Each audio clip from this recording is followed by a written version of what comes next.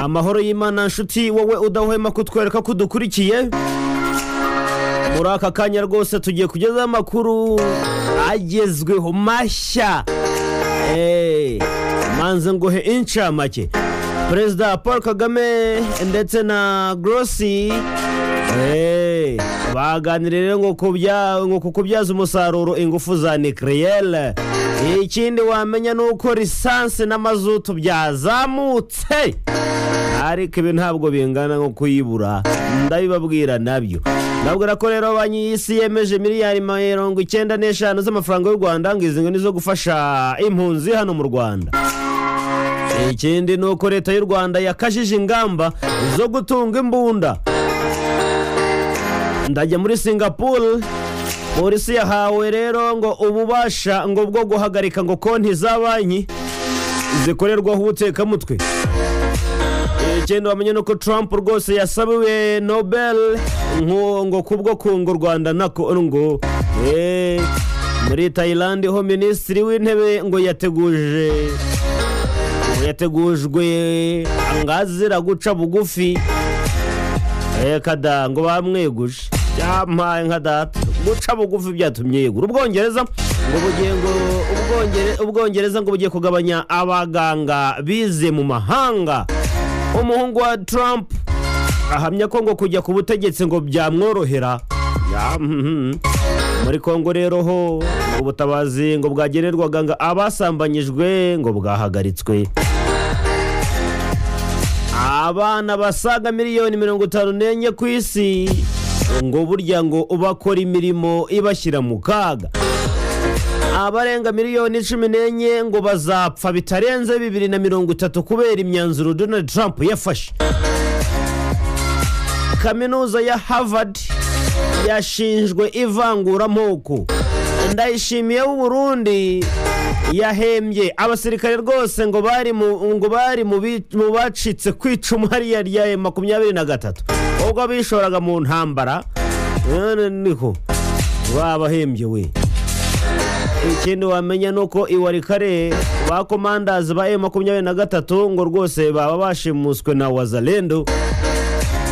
Minisitiri w'intebe rero ukiri mutoya ngo yahagaritswe azira gukoresha telefone. Museveni yabitse umukuru wa ADF kandi akiri muzima. Nandi yose ndababwira mu kanya, ngewe Nderwema Thierry.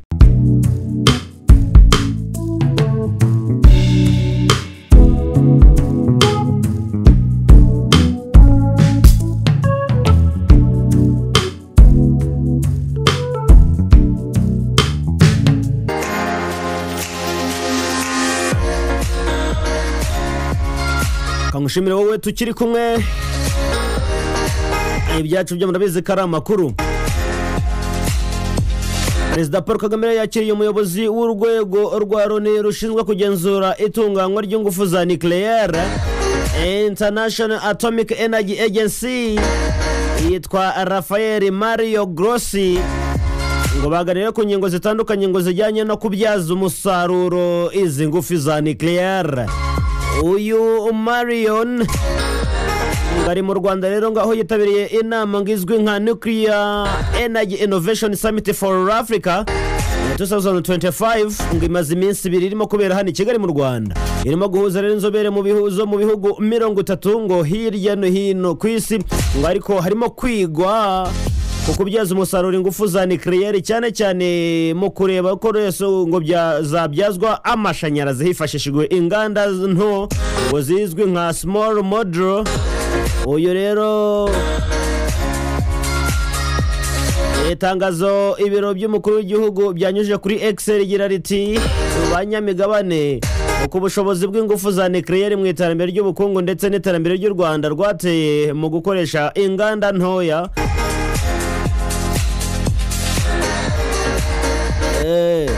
Ngo ni inganda rero ngo zishobora gushyirwa amahango hatoya cyane nko ku buso ngo bwa hegitari ziri hagati ya 15 ndetse na 50, bityo ngo zigakorwaho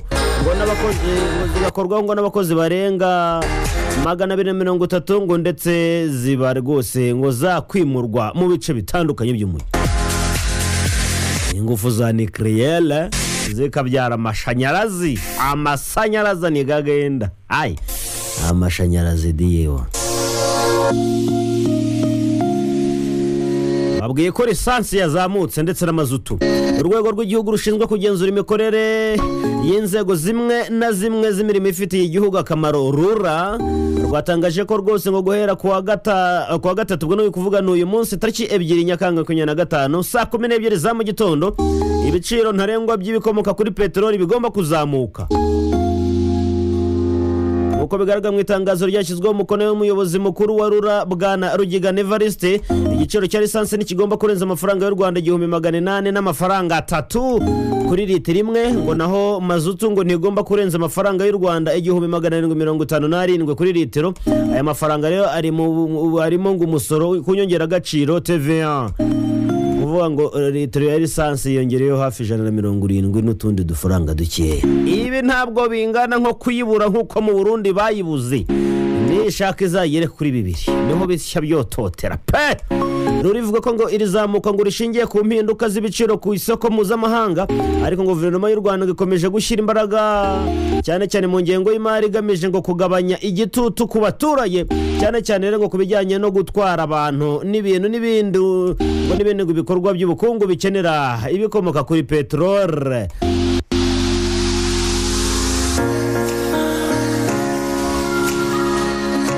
Ikindi wamenye nuko ngo banki y'isi yemeje ngo miliyari 95 z'amafaranga y'u Rwanda zo gufasha impunzi mu Rwanda, guteza imbere rero imibereho myiza y'impunzi ngo ndetse ngo n'abazakiriye. Rero Leta y'u Rwanda yatangije rero ngo icyiciro cya 2 cy'umushinga witwa Jambere FS2 uzakoreshwamo rero ngo miliyoni 66.7 ubona kuvuga ya madolari ya Amerika, ubwo narenga miliyari 95.6 z'amafaranga y'u Rwanda. Uyu mushinga rero ngo zibanda ku kwagura amahirwe y'iterambere mu gutanga imirimo ngo no kunoza ibikorwa remezo ngo birengere ibidukikije.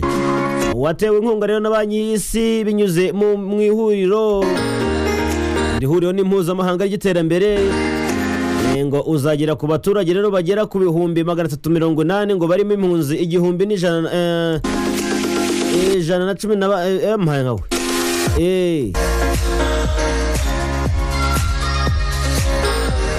yego ngo ndetse ngo n'abaturage ngo batuye hafi y'inkambi bagera ku 2650 mu turere dutandukanye.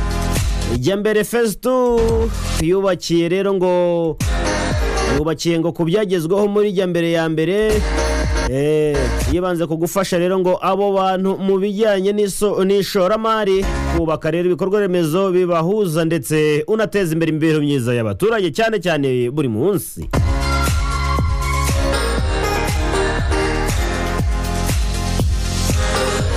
Leta y'u Rwanda yakajije ingamba yo gutunga imbunda. Arashaka gutunga imbunda nkawe ubugome buri mu banyarwanda, ubaha imbunda noneho niko. Leta y'u Rwanda ibinyujije muri Minisiteri y'Ubutegetsi bw'igihugu yashyizeho amabwiriza mashya agenga ikoreshwa, itumizwa n'icuruzwa ry'ububiko bw'imbunda zidahitana abantu hamwe ngo n'ibibazo bikenera. Hanyuma rero ngo ishyiraho uburyo ubukakaye bwo kuzigura no kuzigenzura. Nk'abantu umuntu aragira atya kutumuni ifuni, hewe datowe uyu umuhimbunde ko reka numve. Aya mabwiriza rero ngo yashyizweho hashingiwe ku iteka rya Minisitiri w'Intebe ryo muri 2022, ngakaba rero ngateganya ko ngo umuntu ku giti cye ngo cyangwa ikigo cy'ubucuruzi ngo bifuza kugiraho rero ngo babihurira ngo n'izi mbunda ngo bagomba gusaba uburenganzira bwihariye kandi bagakurikiza amategeko ahamye. Imbunda zidahitana abantu ngo n'intwaro zikoreshwa mu buryo zigira uwo zibangamira ngo cyangwa ngo zimuhangayikishe cyangwa se ngo zimuhagarikira mu gihe gito cyane, ariko ngo zitamuhitana. Zikunze gukoreshwa cyane mu rwego rwo kugenzura inyamaswa mu mikino, imurikagurisha cyangwa mu bikorwa bitemewe bimwe ngo by'umutekano w'imbere mu gihugu. None se ubwo imbunda itayice bahora katumeze two amabwiriza mashya rero ngo yemeje ko ngo hari ingingo ebyiri za leta inzego ebyiri za leta rero ngo zahawe ububasha bwo kugenzura ibyizi mbunda. Minisitiri w'ubutegetsi bw'igihugu ashinzwe gutanga impushya ngo zijyanye n'itumanaho mpuzamahanga ngo ry'izi mbunda n'ibikoresho byazo no kuzitumiza no kuzohereza hanze kuzicururizayo. Hose imbunda itica ibahora ni yindi yagihayima yo muri Museke we imbunda ivubura amahoro. Aka tureba bazazitonga ubwo bazatubwira ko bitica. Muri Singapore polisi yahawe rero ububasha bwo guhagarika konti zose za banki ngo zikoreshwa mu butekamutwe. Abaturage bo mu murenge wa Karengera mu karere ka Nyamasheke rwose baravuga ko ngo imyaka yabo yanjye ariko noneho ndumiwe koko. Tuyishime Umutesi Serine wo mu gihe.com reba ibintu ukuntu bimeze huza iyi title n'ibiri hasi nuko reka tujye Inyamasheke twumve ibyo ko bimeze. Uti bimeze bite rero? Hari abaturage batuye mu murenge wa Karengera mu karere ka Nyamasheke bavuga ko ngo hari inyamaswa rwose imyaka yabo yangizwa n'inyamaswa ziva muri parike y'igihugu ya Nyungwe ngo kandi ngitinda kwishyurwa. Bagasaba ko rwose ababishinzwe ko bajya bihutisha iyi serivisi. Polisi yo muri Singapore ariko noneho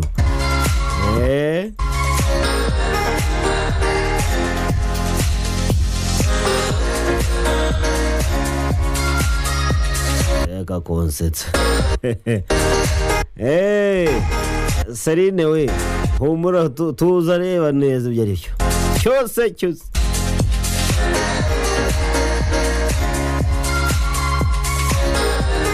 Reka mbabwire ko Trump yasabiwe rwose Nobel ngo kunga u Rwanda ndetse na Congo. Yesobanye n'amahanga Olivier Jean Patrick Nduhungirehe yavuze ko Donald Trump ngo akuriye igihembo cy'abaharaniye amahoro. Iki gihembo rero cyitwa Nobel Peace Prize ngakagihabwa kubera ko ngo nyuma yo gufasha u Rwanda na Repubulika ya Congo ngo gusinya amasezerano y'amahoro. Ibi rero uyu mubyeyi yabitangaje mu kiganiro cyihariye yagiranye n'ikinyamakuru cyo muri Amerika. Nduhungirehe yavuze ko ngo umuntu ubashije rero gutuma ikibazo cy'umutekano muke cyari mu burasirazuba bwa Congo ngo kibonerwa umuti akuri igihembo rwose cya Nobel kuko ngo akemuye ikibazo cyari kimaze imyaka irenga 30. Buretse tubanze tureke FDLR ivaho burundu ingamba z'ubwirinzi zikavaho mubone kubisaba aracyari kare rwose. Adutegereze turibe mwabantu.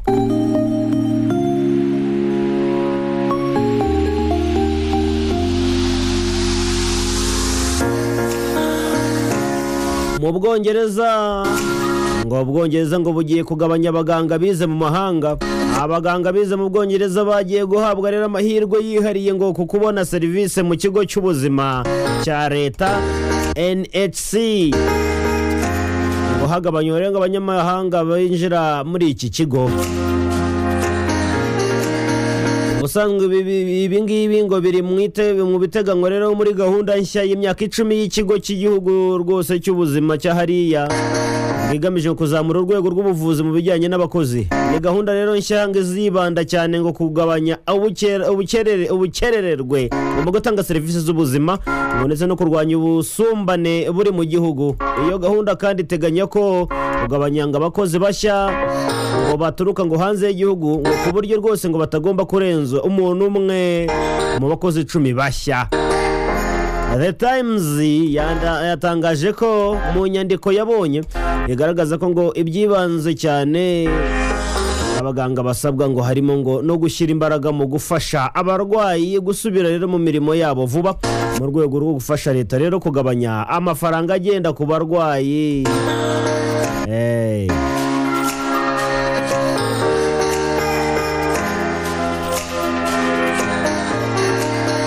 Muri Thailand ho ngo bimeze bite rero? minisitiri w'intebe yegujwe azira guca bugufi.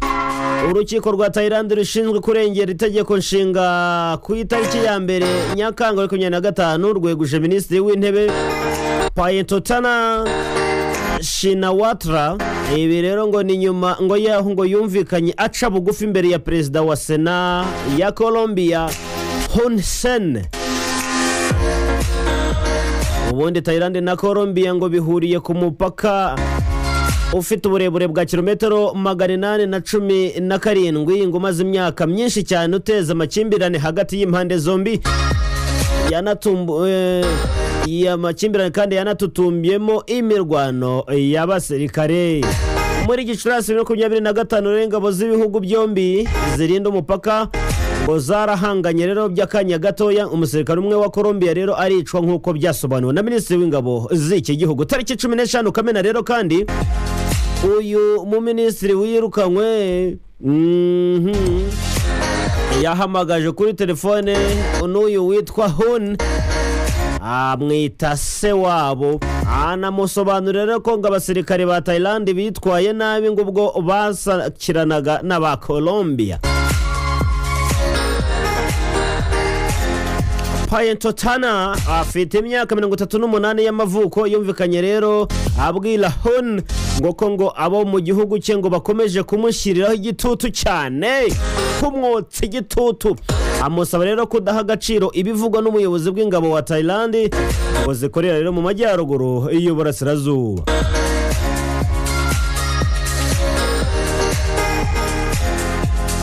Ikindi wamenye no ku muhungu wa Trump ahamya ko ngo kujya ku butegetsi byamworohera. Ngo Perezida Donald Trump wa Leta Zunze Ubumwe za Amerika yitwa Eric Trump yatangaje ko kujya ku butegetsi bw'iki gihugu byamworohera kuko ngo yabanjirijwe n'umubyeyi we. Mu kiganiro n'ikinyamakuru The Financial Times, Eric w'imyaka 41 y'amavuko yabajijwe rero ngo niba byashoboka ko ngo undi wo mu muryango wa Trump ngo yakwiyamamariza kuyobora Amerika. Asubiza avuga ko ngo nta kidashoboka, data yaduhaririye inzira and even me I can, niko yavuze.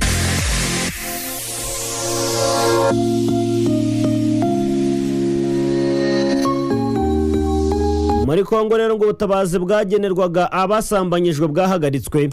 Ubutegetsi bwa Leta Zunze Ubumwe za Amerika ngo bwahagaritse amasezerano bwari bufitanye n'ikigo cyari gishinzwe kohereza ibikoresho by'ubutabazi abasambanyijwe mu burasirazuba bwa Repubulika ya Demokarasi ya Kongo, ariko ngo bukoreramo imitwe yitwaje intwaro. Mwuka byaramwe we. Amerika yari yarashyize amasezerano binyujije mu kigo cyayo gishinzwe gutera inkunga imishinga y'iterambere mu mahanga USAID. Bityo ubwo Perezida Donald Trump ngo yayihagarikaga mu ntangiriro z'uyu mwaka ngo nayo yahise ihagarara, ariko noneho ngo ntabwo byoroshye.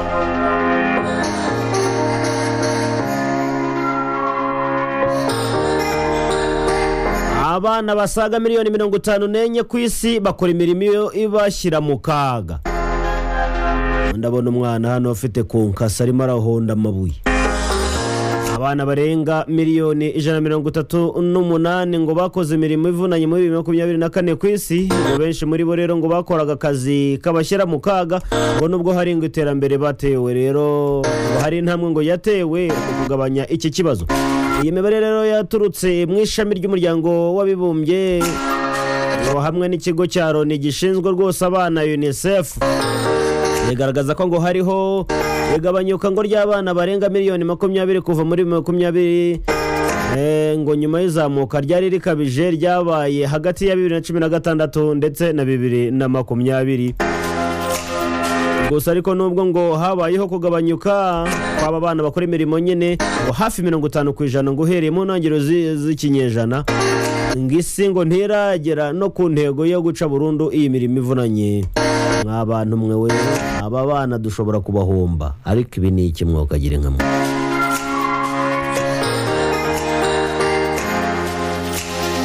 Abarenga miliyoni 14 ngo bazapfa bitarenze muri 2030 ngo kubera imyanzuro ya Trump.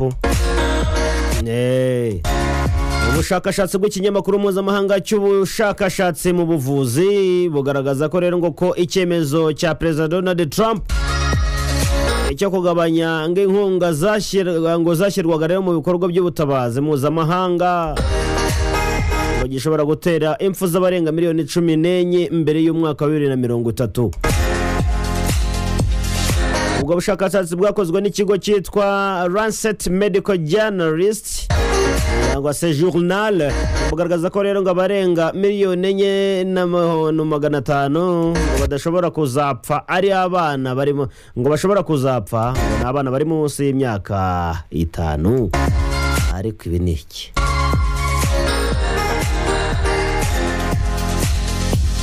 ikindi bamenye ko kaminuza ya Harvard ngo yashinjwa rwose ivangura.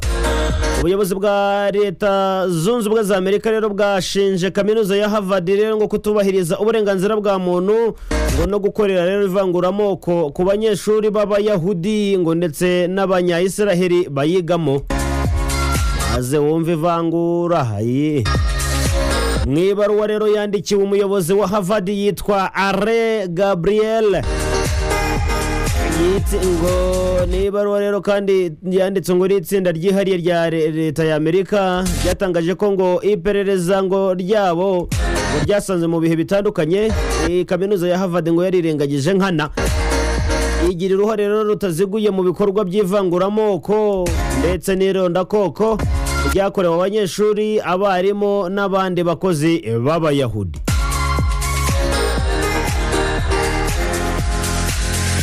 mu Burundi bimeze bite rero? Perezida Evariste Ndayishimiye w'u Burundi nyine ejo hashize byari kuwa kabiri yahembye rwose abasirikare 3 bari mu Burundi ngo bwari bwarohereje rero kurwana muri Repubulika Demokarasi ya Kongo ngaba nabacitse ku icumu nibo rero yahembye. Varisiti Ndayishimiye amakuru rero avuga ko u Burundi bwatakarije abasirikare benshi cyane mu ntambara zabereye muri Kivu y'Amajyaruguru ndetse ngo kuva mu mwaka ushize ngo ndetse no gutsindwa kw'ingabo zabwo FARDC, FDLR ndetse na SADC kandi uterengagije na Wazalendo ndetse n'abacanshuro rwose ngo byatumye M23 rero yigarurira ibice bitandukanye by'intara za Kivu zombi by'umwihariko imijyi ya Goma na Bukavu. aba baratsinzwe barataha ariko Ndayishimiye yabahaye igihembo cy'ishimwe kuko ngo barakoze cyane ngo bacitse ku icumu. Murasetsa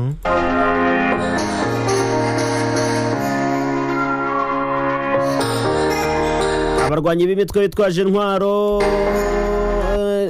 ngo ya leta ya Repubulika Demokarasi ya Kongo yise Wazalendo ngo baravugaho rero ngo gushimuta abasirikare bakuru babiri b'umutwe wa 23 ngo bari abakomandazi ngo bayoboraga rero ngo ingabo za 23 ziri ahitwa Misinga muri groupement ya Ikobo aha ni muri territoire ya Warikari. Ikinyamakuru Actualité kivuga ko ngo bashimuswe rero na Wazalendo mu ijoro ryo ku cyumweru rishyira ku wa mbere tariki 30 Kamena. ubwo rero ngo bari bageze mu duce ngo mu gace gahuza imidugudu ya Kirumburumbu ndetse na Mwili bari rero ngo mu rugendo baboneze abakomandazi ba AFC M23 baje kureba uburyo mukora ubundi bagatanga amakuru bakaba kubiturundu rw'urusaso kubita owakareba. Ikindi wamenya nuko Minisitiri w'Intebe wa Thailand yirukanwa zira telefone ariko ibi ni ibiki mw'abantu mwe.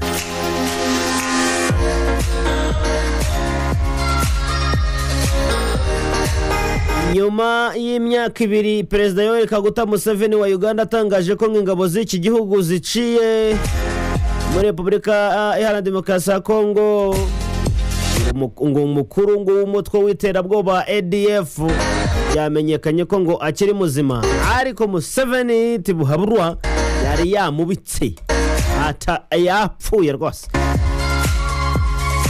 Na makuru yatangajwe kuri televiziyo y'igihugu nyuma yo kubika Major General James Birungi wari ukuriye ubutasi bwa gisirikare muri Uganda. Cyakora nyuma y'imyaka 2 Perezida Museveni abitse uriya ngo ntago byagize gutya ngo apfe. Aha nuko nguko bimeze. kangushimire wowe twabanye ibiganiro byo birakomeza yifurije gusaza udasabirije kandi Uwiteka akumwenyurire